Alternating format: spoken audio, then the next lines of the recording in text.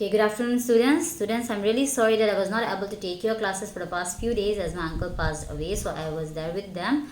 But we'll be continuing our classes from today itself, okay? Now, since you all have your midterm exams starting from 3 p.m. from today, yes? So, I don't think so it will be possible for us to take the Zoom classes. So, I'll be sending or I'll be uploading my videos in my YouTube channel. So you can just watch those videos and you can try to understand the concepts from there, okay? So we'll start with the topic of optical isomers that I have left in my Zoom class, in our last Zoom class. Yes, I have given you the notes already. So you just have to understand. Now when I say optical isomers, they have to follow certain criteria. We already know what are isomers, okay? So I'm not going to expand on that. So if I say I have isomers which are optical isomers. So remember, in order for them to be optical isomers, they have to be optically active. And in order to be optically active, they must change the direction of light either to the left or either to the right. If light is coming from here, it should go up there or either it should go down there. Okay? So that is the changing of the direction of light. So depending upon the direction to which they change, they are also known as levorotatory or dextrorotatory. Okay, if it changes the direction to the left hand side, we call it as levo, and to the right we call it as dextrorotatory. Okay, so remember, an optical isomers can change the direction of plane polarized light. Okay, now this criteria we can just study, we don't apply much. Okay, we apply this criteria that we call as chirality or chiral compounds. Okay, chiral compounds are generally optically active. Now what are chiral compounds? These optical isomers are chiral compounds. Okay, now what are chiral compounds? Chiral compounds are those compounds which have a mirror image. Okay, that means which have a mirror image exactly looking like it, but it is non-superimposable. Now let me tell you what is non-superimposable. Let us suppose this is my hand, which is the object, and this is the next hand, which is the image of this hand. Okay, so these are mirror images to each other. If I put this one in front of the mirror, I'll get this, and if I put this one in front of the mirror, I'll get this. Yes, so they are mirror images to each other. Now when I say non-superimposable, what I mean that when I'll cut the piece of this image and try to put it on the top of my object, it won't be fitting. Okay, you can see it doesn't fit. Yes, so that is called non-superimposable. But if this is my object and I'm placing it in front of the mirror and I'm getting an image like this. Okay, this is my image. And again, I'm trying to take the image and trying to put on the top of my object so this fits well. Yes. So this is called superimposable. This is superimposable, but if it doesn't fit to the object, it is called non-superimposable. Okay, this is like this and superimposable will be like this. Okay, so this is superimposable, non-superimposable. And for the compound to be optically active, it has to be chiral, and chiral compounds, they have mirror images which are non-superimposable. Okay, remember they should be non-superimposable. Okay, they should be non-superimposable. So for this also I have given you two types in the notes. Yes. So I'll just show you the example, one example, as everything is there in the notes. Just understand they have to have mirror images which are non-superimposable. So for this we can take the type of MAA3. Yes, so example will be oxalate. OX represents oxalate, okay. So AA means a bidentate ligand. Okay, if they both of them, they are together in the bracket, that means they are bidentate ligand. Now for this, let us draw our isomer M.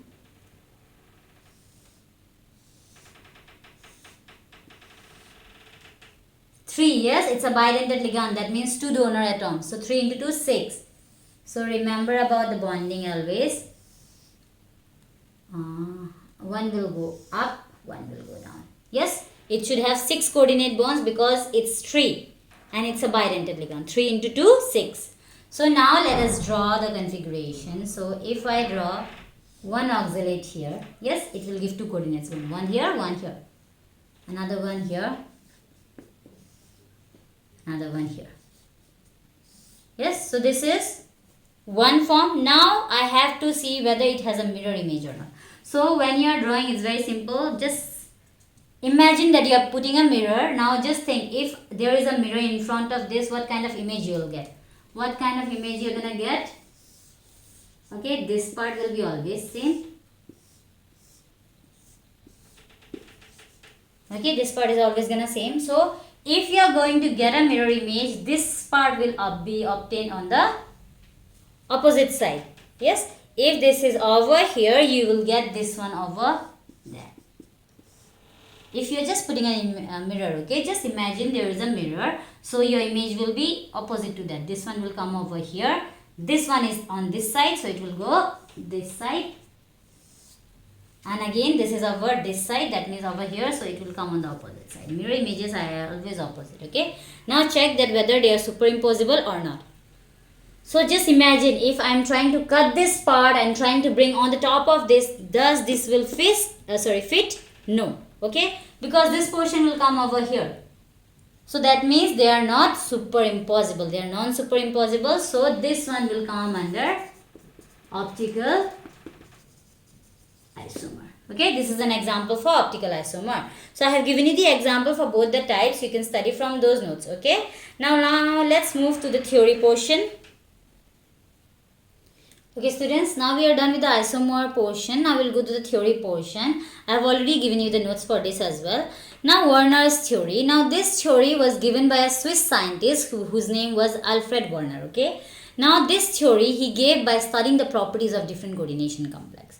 And in this theory, he tried to explain the type or the nature of bonding that a coordination complex has. Okay. So based on his study, he gave certain postulates. Okay. So in the first postulate, he said that the metal present in the complex shows two types of valencies. Okay. It shows two types of valencies. First one is known as primary valency.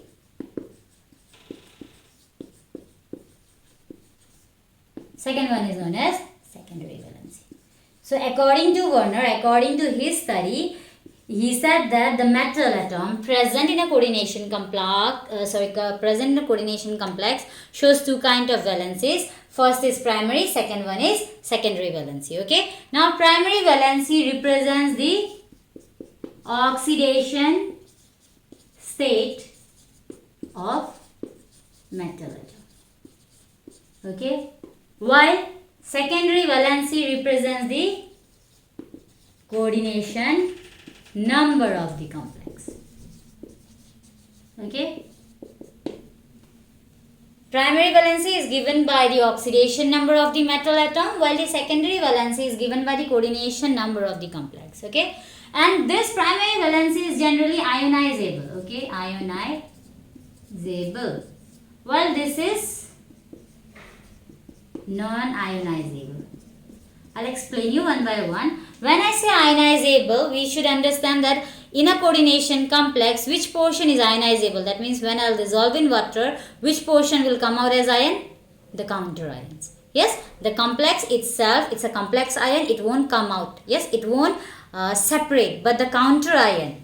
If you remember, if I told you this is my complex, then there can be counter ion outside here, or there can be counter ion on the last part of the complex. Yes. So that part can be ionized in a solution.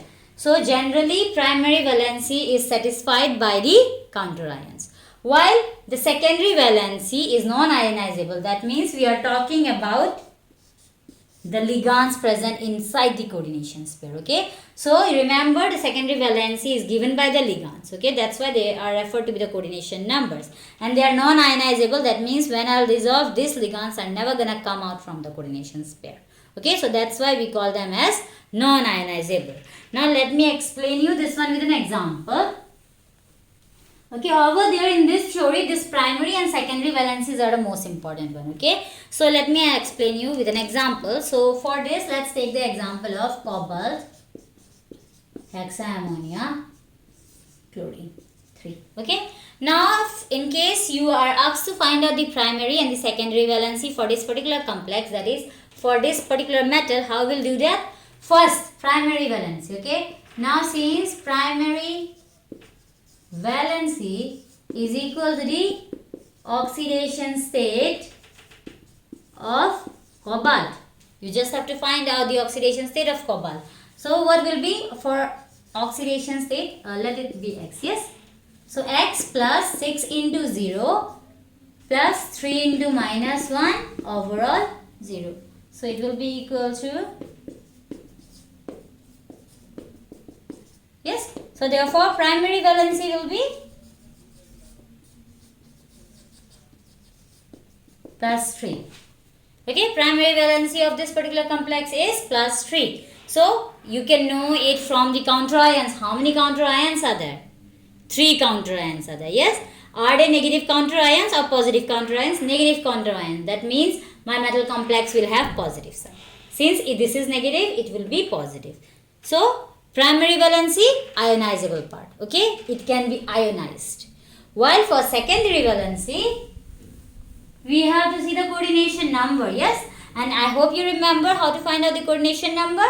We have to look at the ligand. Yes. So first thing, what kind of ligand? Unidentate. That means one single ligand will give only one coordinate bond. And how many are there? There are 6. That means 6 into 1, there will be 6 coordinate bonds. So therefore, coordination number is equal to 6, which is equal to the secondary valency. Okay. Now from here, from the primary valency and the secondary valency, he said that in the complex, since the primary valency is an ionizable part, we represent with dotted line because it's not fixed. Okay. So if this is my complex, okay, I'll use rigid, okay, I'll use these lines for my secondary valencies. That means for the ligands, I'll use this one.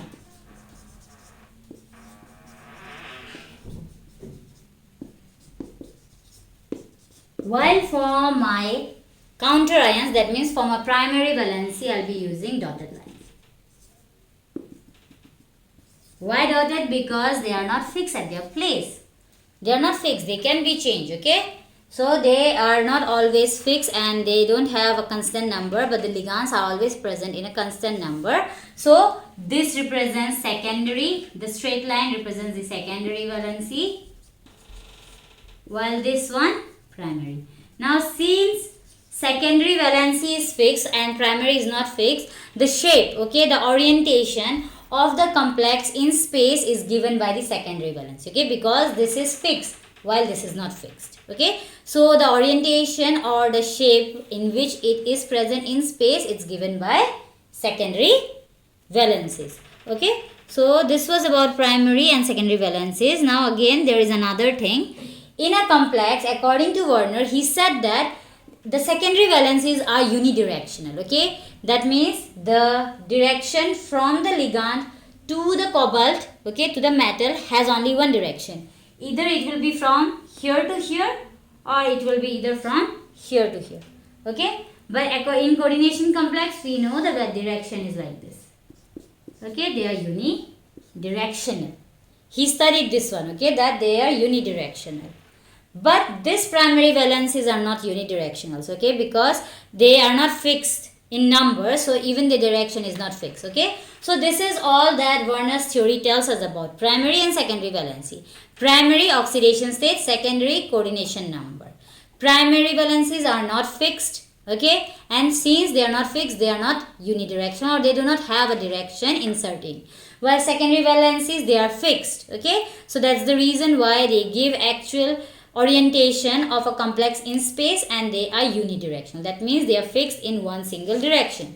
Primary valencies are represented by dotted lines while secondary valencies are represented by rigid lines. Okay, now this was about Werner's theory. Okay, it does told about the valency thing, okay, the ionizable and non-ionizable part, but this theory failed in many fields. Okay, this theory was actually not able to tell us why only few metal undergo to form this coordination complex. Okay, in the beginning of the unit I told you that these coordination complexes are not given by every metal atom. Okay, only transition elements or transition metals give coordination complexes. Okay, so Werner was not able to tell us why only coordination complex, why not other elements. Okay, so he was not able to tell us about that. So that was its first limitation. And the second was that it told us that the bonds are unidirectional. But why they were unidirectional?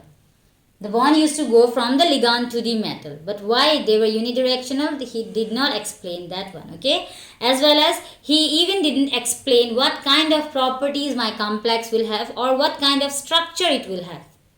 Okay, it just gave an overall idea about the arrangement, but it didn't give us a total or a fixed structure of my complex. Neither it talked about the magnetic and the optical properties of the complex. Okay, so these are the limitations of Werner's theory. Now, in order to overcome these limitations of Werner theory, there was a need to undergo or study another different theories. Okay, so many scientists, they studied different theories in chemistry and came up with some new theories which can explain the bonding properties, okay, and the nature of bonding in the coordination complexes. Okay, so the theories that came to the front line were VBT, which we call as valence bond theory. Okay, abbreviation is VBT. Next one was crystal field theory, that is CFT.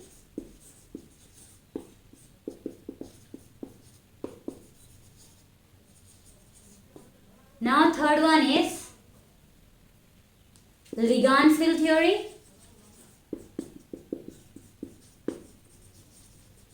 Okay, LFT. Then the fourth one is MOT. Okay, that is molecular orbital theory.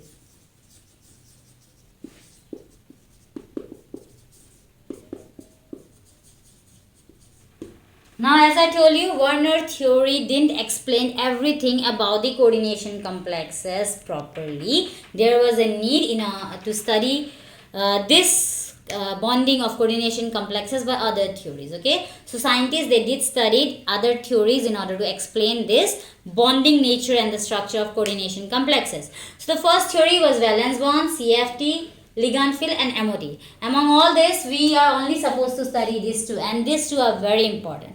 VBT, valence bond theory, you have already studied in class 11. Okay, and we are going to study the same theory. Okay, but there will be some extension to those theories. Okay, so we'll be studying about that in our next class. Again, CFT, it's a new theory that you are going to learn over here. Ligand field theory, we are not going to study in your syllabus because you are going to study this one if you take chemistry as your honors in future. Then you can study this theory, as well as molecular orbital theory we have already studied in class 11. Again, in this context, that means in terms of coordination complex, the theory has some extensions, okay, from the theory that we have studied in class 11. So we'll continue in our next class with VBT. Okay.